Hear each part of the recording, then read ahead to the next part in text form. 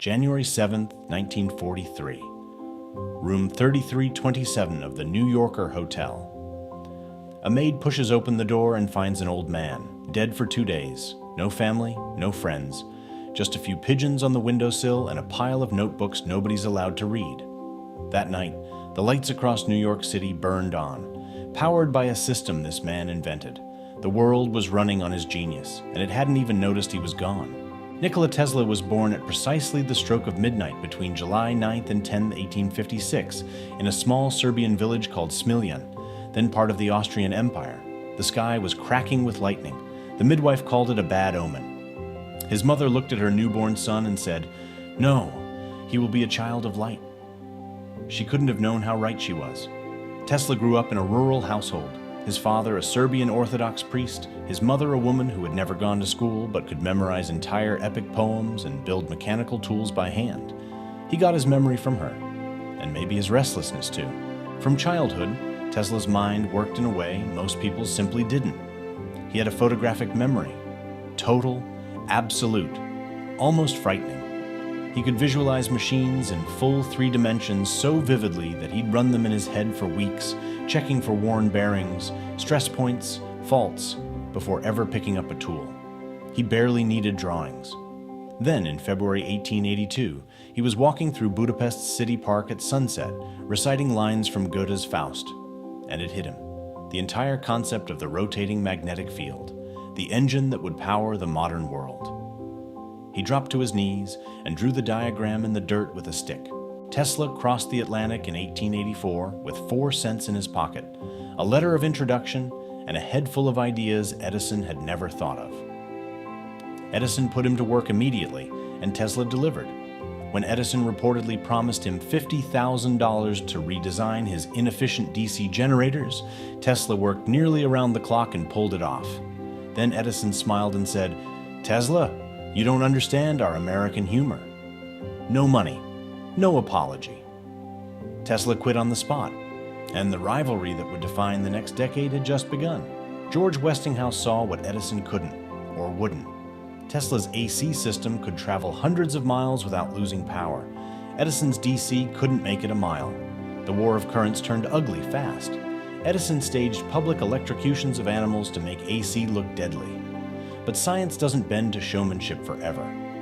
In 1893, at the World's Columbian Exposition in Chicago, Tesla and Westinghouse lit 100,000 incandescent lamps with AC power, the largest electrical installation in history to that point. The crowd went silent. Then it erupted. And 3 years later, on November 16, 1896, Tesla threw a switch at Niagara Falls, and for the first time ever, electrical power traveled 26 miles through the dark to light up the city of Buffalo, New York. The modern electrical age had arrived. Tesla should have become the world's first billionaire. His contract with Westinghouse guaranteed him $2.16 for every horsepower of AC power sold under his patents. Royalties already climbing toward $12 million and roughly $400 million in today's money. Then Westinghouse came to him and said the company was struggling. It might not survive. Tesla walked into the room, picked up the contract, and tore it in half. He said Westinghouse had stood by him when he was alone, and that was enough. Just like that, he walked away from a fortune he would never see again. It was the most expensive act of loyalty in the history of science. By 1899, Tesla was chasing something far bigger than money. Funded by the financier John Jacob Astor IV, he built a laboratory in Colorado Springs and started pushing electricity to limits no one had imagined. He generated artificial lightning bolts 130 feet long, voltages of 12 million volts, the largest man-made electrical discharges ever produced. The experiment blew out the Colorado Springs Power Company's generator and knocked out electricity to the entire town. Then, in the hum of his instruments, Tesla heard something strange, repeating signals, regular patterns like the numbers 1, 2, 3, 4. He believed for a shining moment that he might be hearing Mars. Tesla came back from Colorado Springs with a vision that was either magnificent or mad, probably both. He wanted to build a tower on Long Island that would beam wireless electricity to every corner of the earth. Free power for all of humanity. J.P. Morgan agreed to fund it, $150,000, about $5 million today. The Wardenclyffe Tower rose 187 feet into the Long Island sky, crowned by a great mushroom of copper. Then Tesla told Morgan the full plan. Not just wireless messages, free energy for everyone, forever. Morgan pulled his funding. You can't put a meter on free. Without a way to charge for it, the system meant nothing to him. The tower stood unfinished for years and was demolished in 1917. The dream went with it. While Wardenclyffe was crumbling, something even more painful was happening. Guglielmo Marconi was being celebrated around the world as the father of radio. He built his transmitter using, by the count of legal historians, 17 of Tesla's patents. In 1904, the U.S. Patent Office reversed its own earlier ruling and handed the radio patent to Marconi. Tesla sued, but he was broke, and Marconi had the backing of powerful men. He lost the fight he was owed.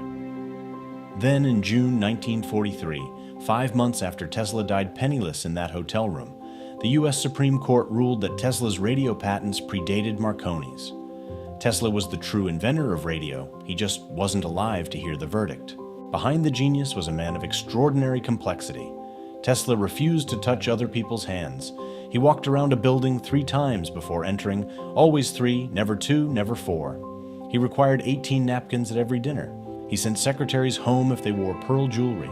He believed that celibacy sharpened the mind and died, by his own account, having never been with another person. And then there was the pigeon. A white pigeon he fed daily in Bryant Park, New York, a bird he called a real friend. When she was injured, he spent over $2,000 nursing her back to health. When she finally died, he said simply, "The light went out of my life." Tesla's final decade was spent in room 3327, living on a stipend of $7,200 a year from the Yugoslav government. He tinkered, dreamed, and fed his pigeons. On January 7, 1943, he died alone at 86. 2 days passed before anyone found him. Within hours of the discovery, the U.S. Office of Alien Property swept in and seized everything.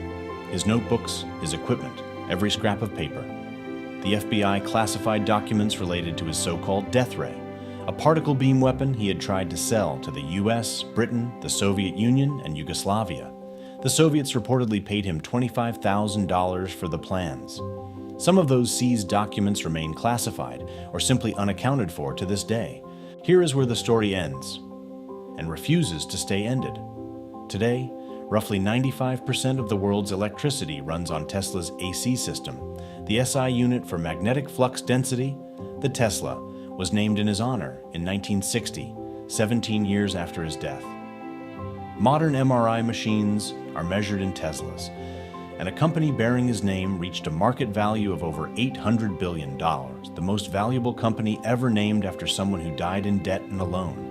In 1909, Tesla told a New York Times reporter that one day people would carry a small device in their vest pocket, able to send messages and access all the world's knowledge in an instant. He was describing the phone in your hand right now. He was always ahead of the world. The world just needed a century to catch up.